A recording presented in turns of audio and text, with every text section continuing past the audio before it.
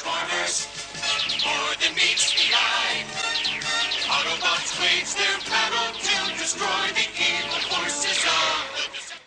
Hello everybody, this is Toys R Us, and for this special collection showcase we're going to be looking at two of the most recognisable characters from the Generation 1 continuity. We're just going to have a very quick look at them in both of their modes. We're going to be looking at the packaging, both Takara and Hasbro, and then we're also going to be looking at their upgraded or reformatted selves. They are of course Soundwave for the Decepticons, who of course got reformatted to be Soundblaster, and of course Blaster for the Autobots, who got reformatted to be Twincast. So we're going to have a quick look, as I say, at both modes. We're going to have a look at some of the accessories that come with them, and then we're going to have a look at some of the fantastic artwork that is on these beautiful boxes that I'm very lucky enough to have. Very quick look at the figure then. Again, this has just mainly been requested by people on my Instagram, which is toys_rus. The figure, of course, everybody knows this. They're still making them. They just did a new version with J Balvintron where they just redecoed this, but the figure itself, considering how old it is brilliant. It's so good. It stands, I was going to say stands tall, but most figure people's versions of them are quite loose and they will lean forward. Here is the alternate mode, and of course it's looks, yeah, it's designed to look like a old tape player, and that's exactly what it does look like. The brilliant gimmick of this was the fact that you could take the back off for the battery cover, and basically the weapons that you can see in his hands looked like the batteries. I mean, that's just a clever idea straight away. The cassettes, funnily enough, came with Soundwave. There wasn't an initial cassette that was ever released with the first Blaster, even in Japan. It was only when he was re-released as Twincast that he had a cassette. But that's a very quick look at Soundwave. What we're going to do now, we're going to have a quick look at the packaging for him. So this is the Hasbro packaging, which you may remember or you may have seen. There is the brilliant artwork for him, and he of course there is with Buzzsaw. You've got the transformation process on the top. If we spin it round, we've got the original 1984 battle scene on the back, the one that we've all seen quite a few times by now. And there of course is Soundwave with the cassettes ejecting from him, and of course, because there's two figures, you've got two tech specs.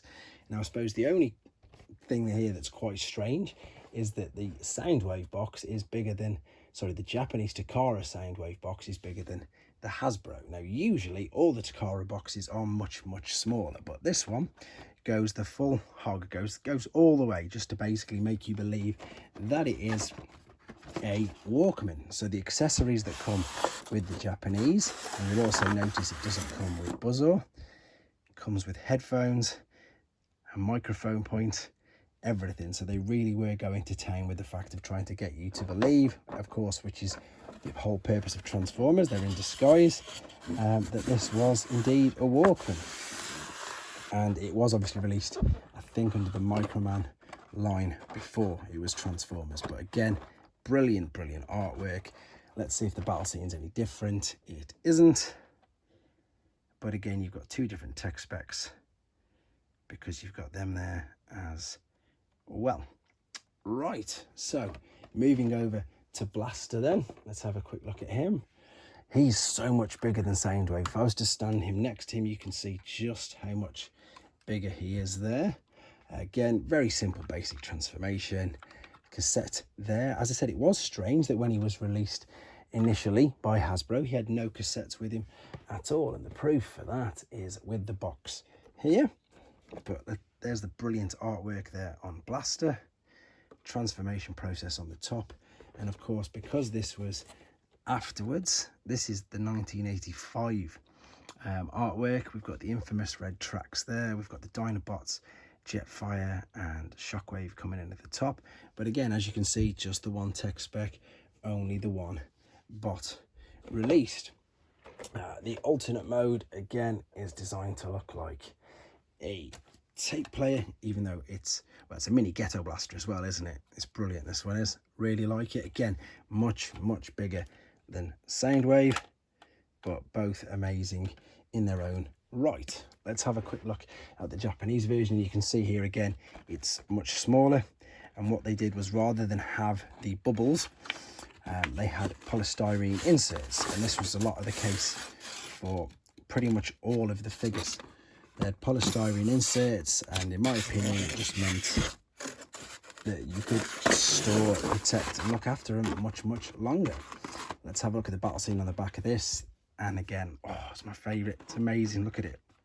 It's pretty similar, very similar, but they've added Devastator in, they've added more Dinobots. You've still got red tracks, yeah, Blitzwings there. They've just added more Dinobots, put more things in, and again there's only the one tech spec on the back.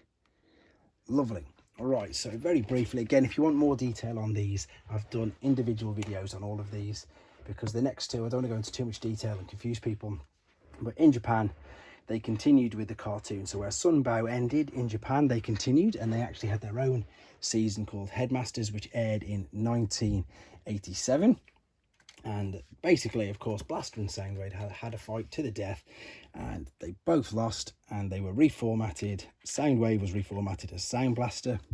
Now, the main difference for him is, of course, the colour, but also, if you have a look at the chest cavity, obviously on Soundwave, there was no, it didn't stick out. You could hold one tape, whereas with Soundblaster, you could hold two tapes. There we go. And the other cool thing was, you can see it's like a red translucent plastic. It worked very much like, like a tech spec does. So like you've got the red translucent plastic on a tech spec on your corresponding cassette or minion. So I'll just show you with Buzzsaw. If I just find, in fact, there we go. I need to take the weapons off. What it had, they had these special stickers on Buzzsaw and on Steeljaw, which worked. Is that going to go there without me damaging it? Just so you can see it. See there? And then that's basically the schematics to Fort Max. And then you can see him through there much more clearly.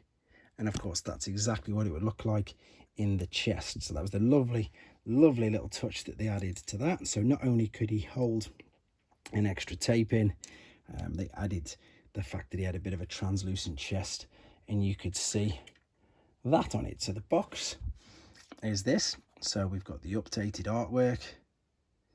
For those people who are unaware, the D stood for Destrons, which was Decepticons, and his reference number was 101.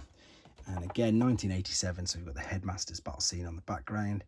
There is Fort Max and Scorponok and the rest of the Headmasters, well, a lot of the Headmasters, and there, of course, are the two tech specs.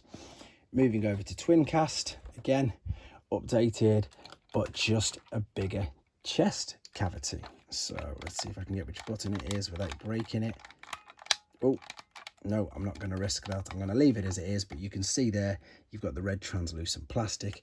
So it was pretty much exactly the same for the sticker that was on Steeljaw, and it was nice to have him released with another cassette. So, quick look at his box. C stood for Cybertrons, which was Autobots.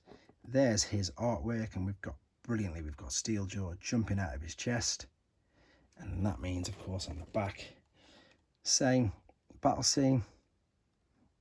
And of course, we've now got two tech specs. But there you go. As I say, just a very quick, it's not even a guide, I suppose. It was just a showcase, exactly what I was asked to do, to show two of the most, yeah, let's be honest, famous, popular characters, especially Soundwave, from the Generation 1 continuity. Hope you enjoyed looking at them, guys. If you want to see them in more detail, there's videos on this channel already. But keep your ideas and suggestions coming in. And of course, please take care. Thanks for watching. Like and comment. And don't forget to subscribe.